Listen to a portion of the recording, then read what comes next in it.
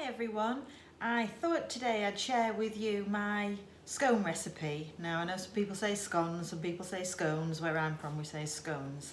And I've actually just made them. They're ready to go in the oven. So I thought I'll show you what they look like at this stage. So in a minute I'm going to point you down to them so you won't see me. This is what they look like now.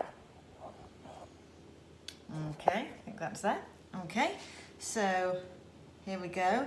These are sultana and buttermilk scones, and for 12 I use 100 grams of baking spread, so that could be Stork or shop's own, depending on what you can get at the moment. And you rub that together with 500 grams of self-raising flour. You need to rub that together until you get a fine breadcrumbs. I add a teaspoon of baking powder and half a teaspoon of salt to that mix. Then I add sugar, about 50 grams of caster sugar, 2 beaten eggs, and around 250 grams of buttermilk. Now, if you can't get hold of buttermilk, you can just use normal milk, that's absolutely fine.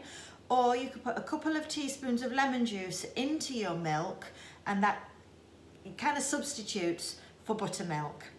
Then you need to flour your work surface, make sure all of that's mixed together obviously, flour your work surface and then cut out rounds. Now you need to be really careful when you cut out the rounds, literally cut out and lift up, don't twist, then you get this really nice fluted edge on the side. Okay, so what I'm going to do now is just get these ready for the oven. So I'm going to use a little bit of my leftover buttermilk. I'm just going to paint the tops like this. You could then sprinkle with a little caster sugar and they'll be ready for the oven. I put these in the oven for 15 minutes at 200 degrees and they'll come out perfect.